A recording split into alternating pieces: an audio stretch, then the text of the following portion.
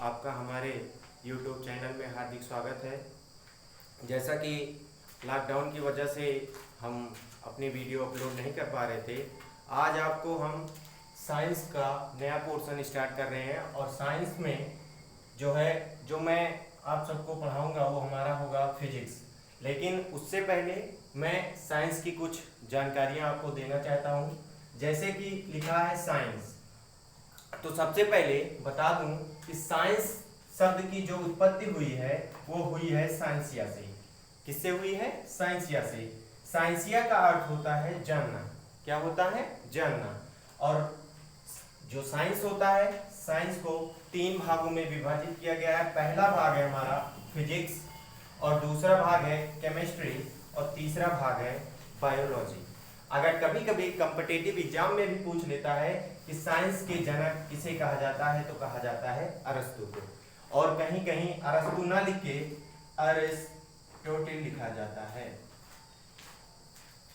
ये। और बात करें हम इसके पोर्शन की, तो हमारा जो पोर्शन होगा वो होगा फिजिक्स। हम फिजिक्स के सारे कॉन्सेप्ट को आपको क्लियर कराएंगे। तो सबसे पहले आइए हम कुछ बेसिक जानकारियां लेते हैं। जैसे कि फिजिक्स, अगर बात करें फिजिक्स की, तो फिजिक्स शब्द की उत्पत्ति हुई है फ्यूजेस शब्द से। किससे हुई है? फ्यूजेस शब्द से। और फ्यूजेस का अर्थ होता है प्रकृति। प्रकृति मतलब नेचर।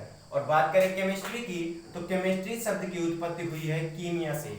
और कीमिया शब्द का अर्थ होता है काला पदार्थ। और बात करें बायोलॉजी की, तो बायोलॉजी शब्द की उत्पत्ति हुई है बायोस प्लस लोगोस। इसका अर्थ होता है लिविंग थिंग्स, मतलब सजीव वस्तुओं का। तो यहां से हमको पता क्या चला कि साइंस का मतलब क्या होता है? जानना। मतलब साइंस हमें क्या देता है? जानकारियां देता है। तो बात करें इनके जनक की, तो जो हमारा फिजिक्स होता है, फिजिक्स के 2 जनक होते हैं। एक जो हमारा पहला भाग होता है वो होता है एनिशिएंट फिजिक्स। इसके हमारे जनक हो जाएंगे आइजैक न्यूटन। और दूसरा हमारा हो जाएगा मॉडर्न फिजिक्स। मॉडर्न फिजिक्स की बात करें तो इसके जनक हो जाएंगे अल्बर्ट आइंस्टाइन। कौन हो जाएंगे? Albert Einstein. और बात करें अगर केमिस्ट्री की, तो केमिस्ट्री के जो जनक कहे जाते हैं वो कहे जाते हैं लेबोसिए। कौन कहे जाते हैं? लेबोसिए। कौन कहे जाते हैं? लेबोसिए। अगर बात करें कि बायोलॉजी के जनक कौन है, तो हमारे हो जाते हैं अरस्तु जी।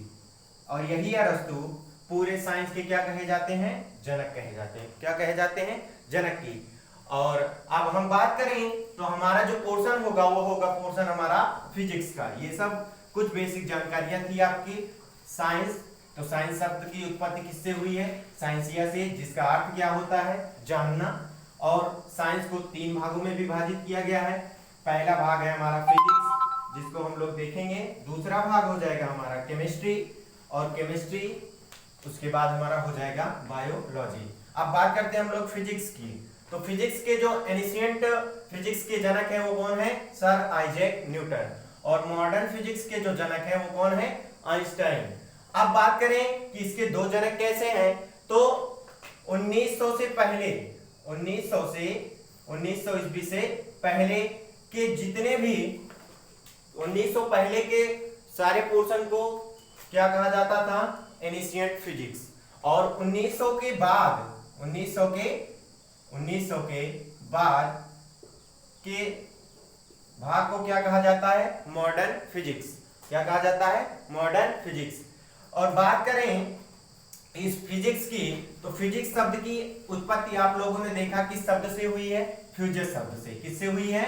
फ्यूजस शब्द से। और ये जो हमारा वीडियो होगा ये कॉम्पिटिटिव एग्जाम के लिए भी फायदेमंद होगा, और 9th 10th के जितने भी छात्र हैं उनके लिए तो बेनिफिट होगा ही होगा।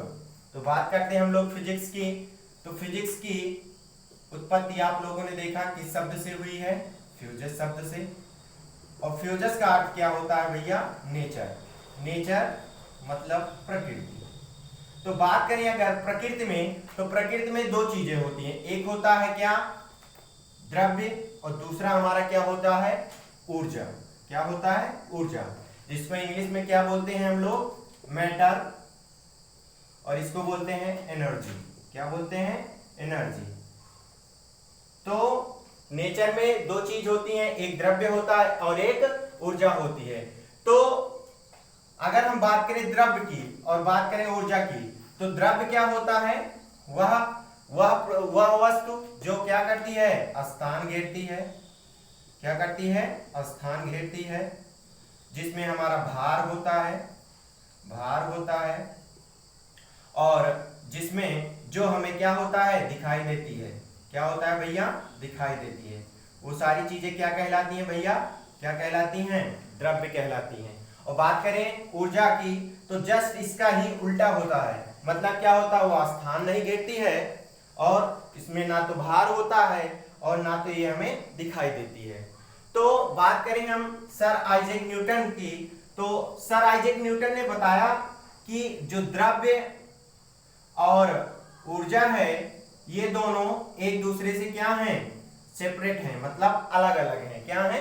अलग अलग है। लेकिन बात करें मॉडर्न फिजिक्स की, मॉडर्न फिजिक्स की अगर हम लोग बात करें मॉडर्न फिजिक्स की, तो मॉडर्न फिजिक्स में द्रव्य और ऊर्जा को एक दूसरे का रूप बताया गया। मतलब क्या है कि द्रव्य को ऊर्जा में बदला जा सकता है और ऊर्जा को द्रव्य में बदला जा सकता है।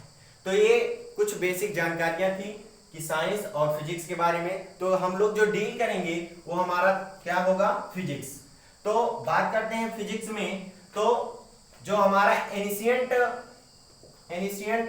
फिजिक्स थी, उसमें हम लोग मैकेनिक्स, थर्मोडायनेमिक्स और स्थिर वैद्युतिकी, आवेश, ये सब पूरा पढ़ते थे। लेकिन मॉडर्न में हम लोग क्या पढ़ते हैं? नाभिकीय ऊर्जा और चीजों की जानकारी हम लोग करते हैं। तो हम लोग जो आपको अगले वीडियो में जो हम लोग शुरुआत करेंगे अपने चैप्टर की, वो हमारा चैप्टर क्या हो जाएगा? हमारा चैप्टर होगा प्रकाश। क्या होगा भैया? प्रकाश, लाइट। क्या हो जाएगा? लाइट। तो पहले हम प्रकाश को जानेंगे, प्रकाश की बेसिक जानकारियों को जानेंगे। उसके बाद हम एक एक करते हुए टॉपिक वाइज पूरा विश्लेषण सहित आपको जानकारी देंगे कि प्रकाश क्या होता है, प्रकाश में परावर्तन अपवर्तन क्या होता है। इस सब को हम लोग देखेंगे अपने अगले वीडियो में। आप लोग हमारे चैनल को सब्सक्राइब करिए, लाइक करिए और ज़्यादा से ज़्यादा शेयर करिए, जिससे हम बेहतर से बेहतर क्लास देने का प्रयास करें। जय हिंद।